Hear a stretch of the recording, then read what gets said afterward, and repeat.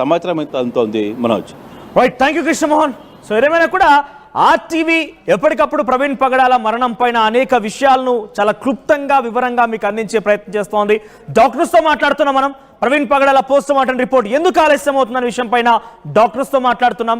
ప్రవీణ్ పగడాల మరణం తర్వాత నుంచి కూడా అనేక విషయాలపైన సీసీటీవీ ఫుటేజ్లు కానివ్వండి, ఎప్పటికప్పుడు చాలా మందితో కూడా మనం మాట్లాడించాం. అసలు పాస్టర్ల వాదన ఏంటి, క్రైస్తవులు ఏమనుకుంటున్నారు, వారి ఆవేదన ఏంటి, వాళ్ళ ఆరోపణ ఏంటి అని కూడా ఎప్పటికప్పుడు తెలుసుకునే ప్రయత్నం చేస్తున్నాం. అయితే ఇందులో భాగంగానే ఒక కొత్త చర్చ తెర మీదకి వచ్చింది. అసలు ప్రవీణ్ పగడాల బైకే లేదు, ఆయన ఆ బైక్ నడపడం లేదు. వీటన్నిటికీ కొంత మనం కొన్ని లోతుల్లోకి వెళ్ళి అసలు చలానా చెక్ చేస్తే ఆయన బైక్ పైన, మీకు నేను ఆర్టీవీ స్క్రీన్ పైన ఇక్కడ చూపిస్తాను, 6 చలానాలు ఉన్నాయి. ఒకసారి ఆ చలానాల తాలూకు ఫొటోస్ కూడా మీకు చూపిస్తాను. ఒకసారి 6 చలానాలు ఉన్నటువంటి ఆ లిస్ట్ చూపించండి.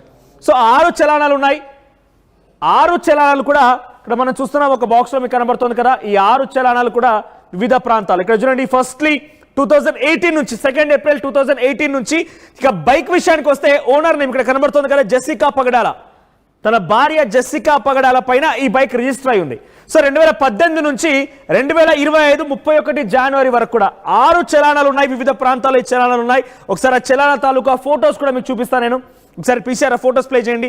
సో ఈ ఫొటోస్ లో మీరు చూస్తే కనుక కేవీ జంక్షన్ ఇక్కడ మాత్రం చాలా క్లియర్ గా మనకి ఇది ప్రవీణ్ పగడాలని మాత్రం అర్థమవుతోంది. కేవీ జంక్షన్ దగ్గర ఇక్కడ ఫస్ట్ ఫోటోలో ఆయన ప్రవీణ్ పగడాల అర్థమవుతోంది. మీరు చూడండి, ముందుగా హెడ్ లైట్ కూడా ఆయన చాలా చక్కగా హెల్మెట్ ధరించారు, రూల్స్ పాటిస్తున్నారు. అయితే ఇక్కడ ఈయన రాంగ్ రూట్ లో వెళ్ళారంటే అప్పుడు చలానా నమోదైంది. హెడ్ లైట్ కూడా గ్రిల్ ఉంది, బుల్లెట్ బైక్ అదే TS 08 FT 0739 బహుశా ఎగ్జాక్ట్ గా ఎస్ అదే చలానా. సో పక్కన నేరేడుమెట్ దగ్గర ఇంకొకటి ఉంది, కానీ ఇక్కడ మనం ఎగ్జాక్ట్ కన్ఫర్మ్ చేయలేం, ధృవీకరించలేం దాన్ని. ఇక్కడ ప్రవీణ్ పగడాలైనా ఆ ఫోటోలో ఉందని మాత్రం మనం ధృవీకరించలేం. ఇక మరోవైపు ఇక్కడ చూస్తే SD రోడ్ దగ్గర కూడా వితౌట్ హెల్మెట్ మరొక చలానా నమోదైంది. ఇక్కడ కూడా మనం ఎగ్జాక్ట్ గా చెప్పాలి మీరు ప్రవీణ్ పగడాలని చెప్పేసి. ఇక పక్కనే మల్కాజ్గిరి దగ్గర నమోదైనటువంటి మరొక చలానాలో అయితే ఎగ్జాక్ట్ గా ఇద్దరు కూడా ప్రవీణ్ పగడాల కాదు. అంటే దీన్ని బట్టి మనం చూస్తే ఆయన బైక్ ఆయనతో పాటుగా ఇంకెవరో కూడా డ్రైవ్ చేస్తున్నారు. సో చాలా క్లియర్ గా అర్థమవుతోంది. ఇంకొక వ్యక్తి మల్కాజ్గిరిలో మరొక చలానా ఉంది, అది బోల్డ్ హెడ్ తో ఉన్నాడు, ఆయన కూడా ప్రవీణ్ పగడాల కాదు. అక్కడ కూడా మనం చెప్పలేం కన్ఫర్మ్ గా. సో క్లియర్ గా ఇక్కడ ఎవరు కాదు. ఇక్కడ మనం నేరేడుమెట్ దగ్గర ఒక వీడియోలో చూడొచ్చు, సీసీటీవీ కెమెరాలో రికార్డ్ అయిన దృశ్యాలు ఇవి. సో ఇక్కడ మనం ఫుల్ విజువల్ లో చూస్తే కనుక సీసీటీవీ కెమెరాలో రికార్డ్ అయిన దృశ్యాలు నేరేడుమెట్ ఎక్స్ రోడ్ దగ్గర. ఇక్కడ ఇటువైపు నుంచి ప్రవీణ్ పగడాల. ఎందుకు ఇది మనం చెప్పొచ్చు అంటే, ఆయన ఇందాక మనం చూసాం కదా ఫస్ట్ ఫోటోలో ఆ బాడీ చూసినా లేకపోతే ఆయన ఫేస్ చూసినా ఇవన్నీ చూసినా కూడా కొంత ఆయన లాగా కనబడుతుంది. ఎగ్జాక్ట్ గా మనం కన్ఫర్మ్ చేయలేం, కాకపోతే డెఫినెట్ గా ఆయన బైకే ఇది. సో ఇక్కడ చూడండి, రాంగ్ రూట్ అంటే అక్కడ సిగ్నల్ పడిపోయింది, సిగ్నల్ ని జంప్ చేసి యూటర్న్ తీసుకొని వెళ్తున్నాడు. ఇక్కడ ఈ దృశ్యాలు ఇవన్నీ కూడా ఆ తెలంగాణ చలాన్ అఫీషియల్ వెబ్సైట్ ద్వారా పోలీసులు విడుదల చేసినటువంటి, పోలీసులు చలాన్ ఫైన్స్ వేస్తారు కదా, ఆ ఫైన్స్ ద్వారా వచ్చినటువంటి ఫోటోస్ ఇవన్నీ కూడా. సో దీన్ని బట్టి మనకు అర్థమవుతుంది ప్రవీణ్ పగడాల బైక్ నడుపుతాడు.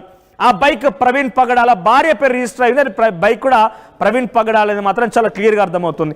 ఇంకొక ఆసక్తికర విషయం, మీరు ఇక్కడ చూస్తున్నారు కదా, ఎక్కడ ఫోటోలో చూసినా ఇక్కడ నేరేడుమెట్ ఎక్స్ రోడ్ దగ్గర ఒక్కసారి తన ఒక మహిళతో వెళ్తున్నాడు, అది ఎవరో తెలియదు కానీ ఒక మహిళతో వెళ్తున్నాడు.